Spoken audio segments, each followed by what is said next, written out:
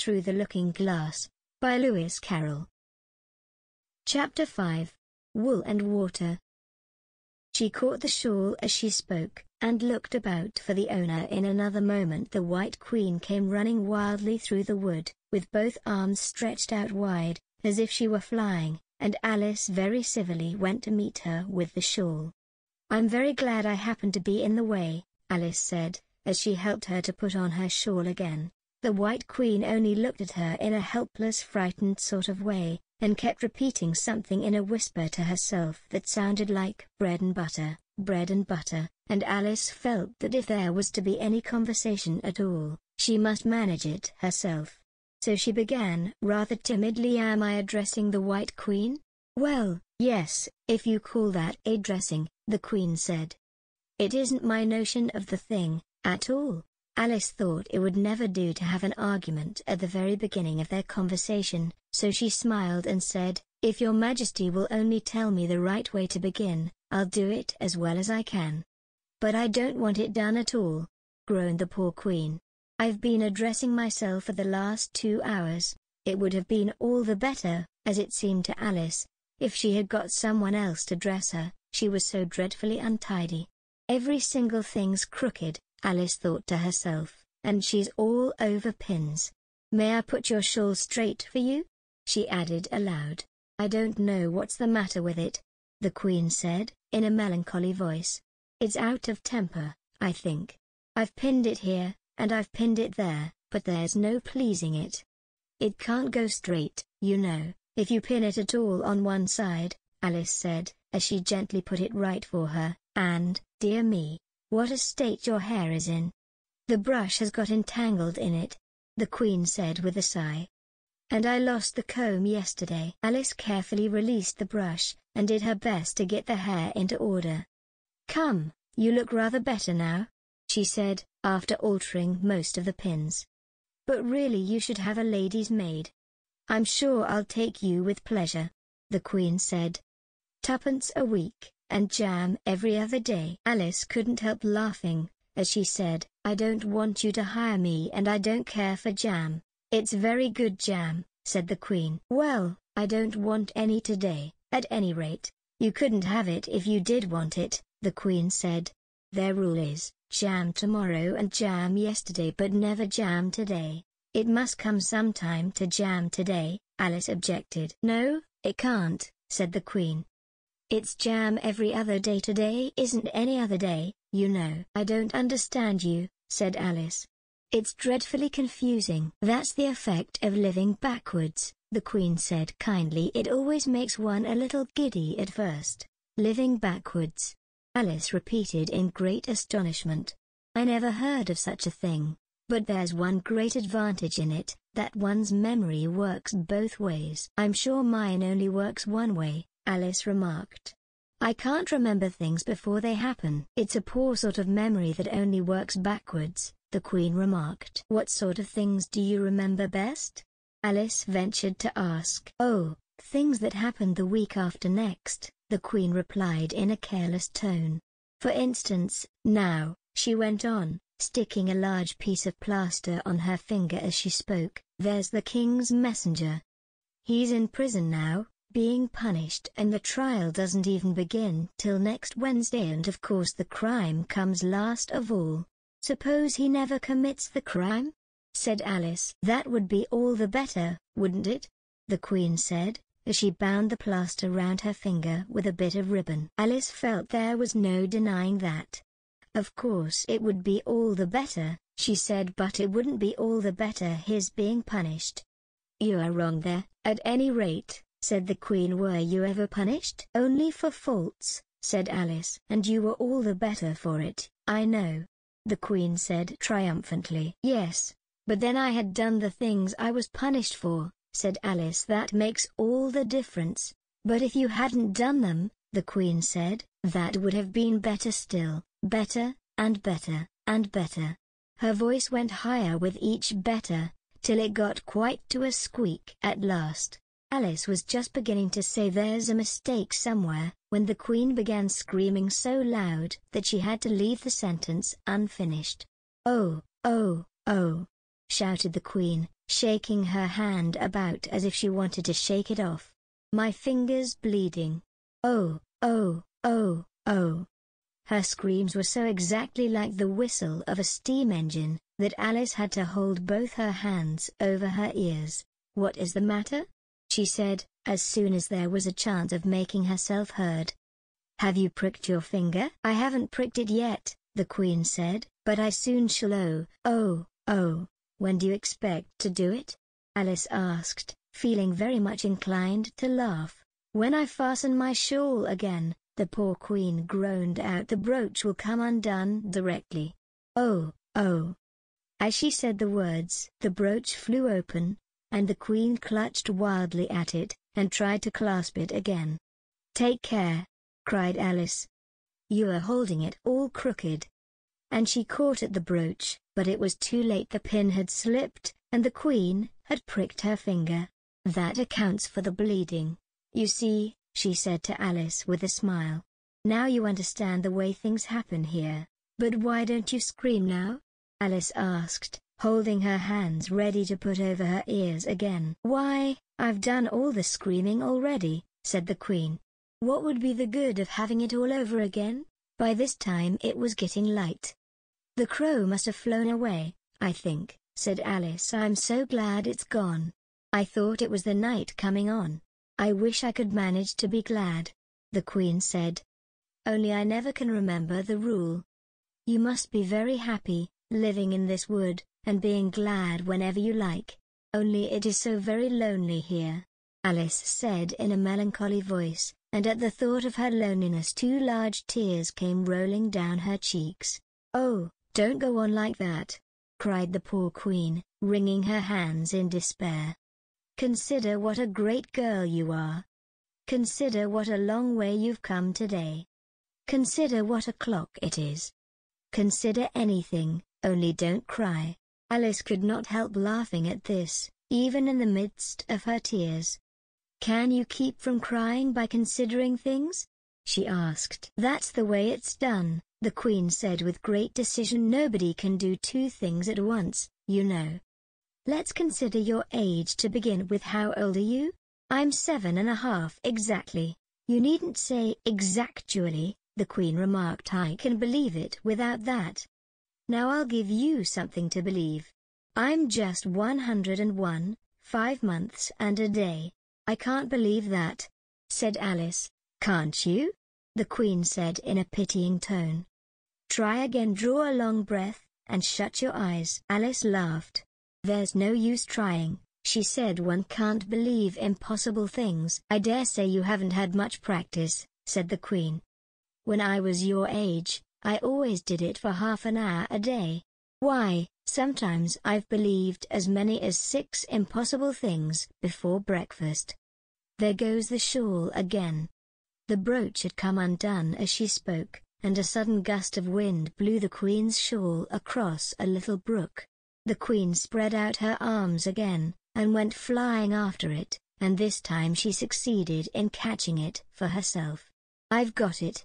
she cried in a triumphant tone. "Now you shall see me pin it on again, all by myself." "Then I hope your finger is better now?" Alice said very politely, as she crossed the little brook after the Queen. "Oh, much better!" cried the Queen, her voice rising to a squeak as she went on. "Much better, better, better, better." The last word ended in a long bleat, so like a sheep that Alice quite started. She looked at the Queen, who seemed to have suddenly wrapped herself up in wool. Alice rubbed her eyes, and looked again. She couldn't make out what had happened at all. Was she in a shop? And was it really a sheep that was sitting on the other side of the counter? Rub as she could make nothing more of it. She was in a little dark shop, leaning with her elbows on the counter, and opposite to her was an old sheep, sitting in an armchair knitting, and every now and then leaving off to look at her through a great pair of spectacles. "What is it you want to buy?" the sheep said at last, looking up for a moment from her knitting. "I don't quite know yet," Alice said, very gently. "I should like to look all round me first, if I might." "You may look in front of you, and on both sides, if you like," said the sheep. "But you can't look all round you unless you've got eyes at the back of your head." But these, as it happened, Alice had not got, so she contented herself with turning round, looking at the shelves, as she came to them. The shop seemed to be full of all manner of curious things, but the oddest part of it all was, that whenever she looked hard at any shelf, to make out exactly what it had on it, that particular shelf was always quite empty, though the others round it were crowded as full as they could hold. "Things flow about so here," she said at last in a plaintive tone, after she had spent a minute or so in vainly pursuing a large bright thing, that looked sometimes like a doll and sometimes like a workbox, and was always in the shelf next above the one she was looking at. "And this one is the most provoking of all, but I'll tell you what," she added, as a sudden thought struck her, "I'll follow it up to the very top shelf of all. It'll puzzle it to go through the ceiling, I expect." But even this plan failed. The thing went through the ceiling as quietly as possible, as if it were quite used to it. "Are you a child or a teetotum?" the sheep said, as she took up another pair of needles. "You'll make me giddy soon, if you go on turning round like that." She was now working with 14 pairs at once, and Alice couldn't help looking at her in great astonishment. "How can she knit with so many?" the puzzled child thought to herself. "She gets more and more like a porcupine every minute." "Can you row?" the sheep asked, handing her a pair of knitting needles as she spoke. "Yes, a little, but not on land and not with needles," Alice was beginning to say, when suddenly the needles turned into oars in her hands, and she found they were in a little boat, gliding along between banks. So there was nothing for it but to do her best. "Feather!" cried the sheep, as she took up another pair of needles. This didn't sound like a remark that needed any answer, so Alice said nothing, but pulled away. There was something very queer about the water, she thought, as every now and then the oars got fast in it, and would hardly come out again. "Feather! Feather!" the sheep cried again, taking more needles. "You'll be catching a crab directly, a dear little crab," thought Alice. "I should like that.